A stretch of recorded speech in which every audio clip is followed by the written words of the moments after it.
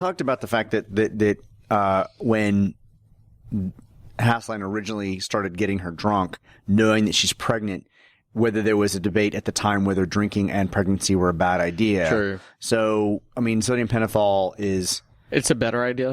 Yeah, exactly. Well, here's the... Plus cheaper, I assume. I don't know. Plus, it's like heroin. So everybody knows a healthy baby has a dose of heroin. Well, as long as you keep them addicted, you got the supply going. What I said was, let's admit it. The reason they went into another room is to not have them show a hairy arm, so they have to inject it. They just assume that the audience knows that they're giving her more an injection in the arm without having to do a hairy arm prosthetic makeup. But they do. When we get to that, so the next minute, we do get a hairy arm. We don't get a close-up on it, but we get a hairy arm. But and it's a pretty good-looking hairy arm. It's not a close-up of the needle coming in, but that's where they're moving her out of. Oh, wait, where does this movie... No, this minute doesn't ends before the minute. I can't help but think that... Wait, the movie ends before the minute? Ends before the needle. Yeah. I can't help but think that part of the reason that you don't show the needle, you don't do all these things, is even though she is an ape, she is our heroine. Oh, hey, not that kind of heroine. Not that heroine. We're getting close. And we don't want to see her injected with the needle. We don't want to see that. And I think audiences at that time were probably fairly sensitive to that idea.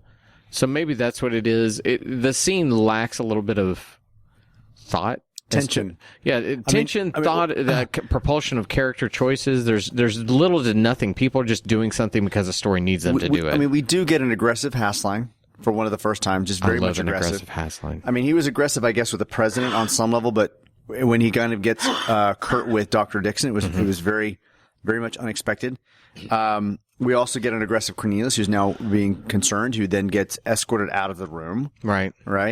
I almost kind of wish they would have knocked him out too. I mean, he was acting up. I wish that something that it had crescendo to a point where... I think I've said this in previous minutes. It's one of those scenes where you would like to see the fact that the apes from the future have a physical strength over the humans from the present, that they are only being withheld by their own graces, that they could crush somebody's head, they could smash somebody into a wall and stuff like that. So they have not shown that yet. Well, the angle is not shot that way either. As the two of them stand, Roddy and Kim, as Zero and Cornelius stand, we get the backs of Hasline and Dr. Dixon, who are both much taller, and then we have the other agents on the side as they move in, and they become kind of a force against Zero and Cornelius. And maybe the direction was for them to be kind of... Oh, I think so. If you look at the stage of that scene too, they also, no matter what, as the camera moves and does what it needs to, they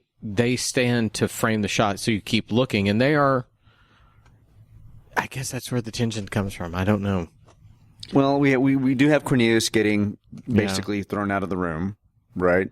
And again, this plays entirely different if you're watching it You're straight the dad. through. You got to get out of here. I mean, let's wait Cornelius' for the mom. comment about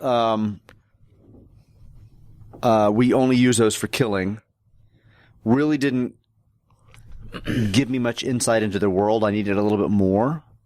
We only use those needles for killing. But that's not true, because in the first film we see a transfusion of blood, so the needles are used for something other than killing. Right. I needed him to give a little bit more. And then Hasline says killing ? They originally had killing whom?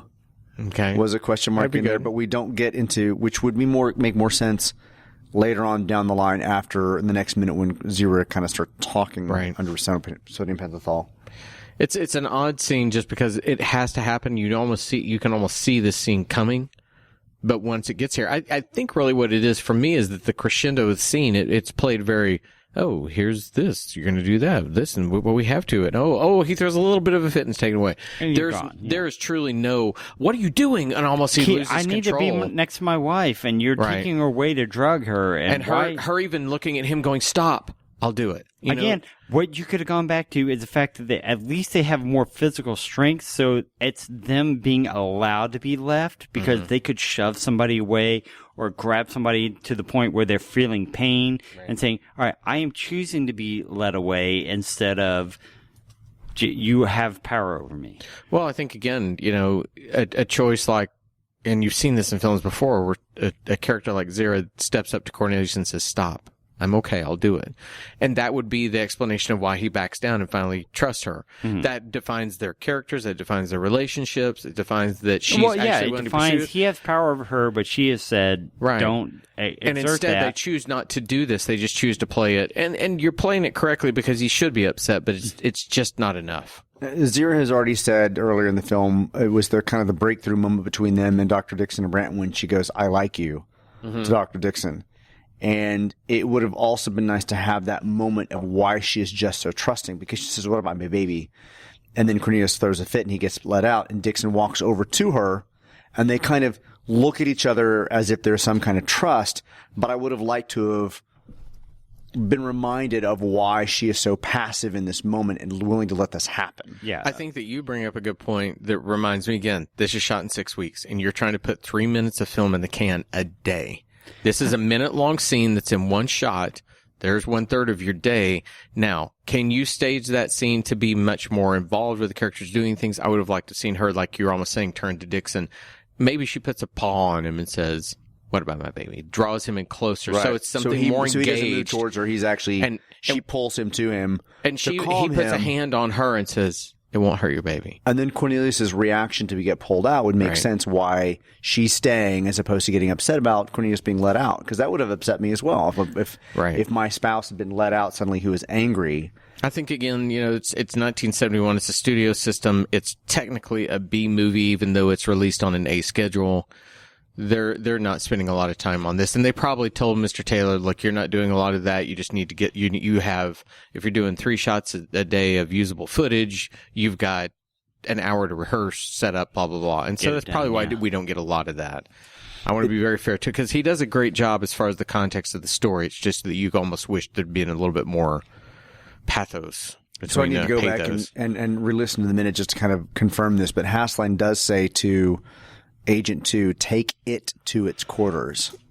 Ooh, they're starting to refer to them as animals, not humans. Correct. Okay. I mean, it is in the script, and I didn't scratch it out as if it wasn't said, because I typically scratch out what wasn't said. Right. But he would have said, take it to its quarters. It. But let's all be responsible pet owners. At one point, I'm pointing at you, Richard. I'm pointing at you, Todd, and opposite directions. Do you call your dog female, male, it?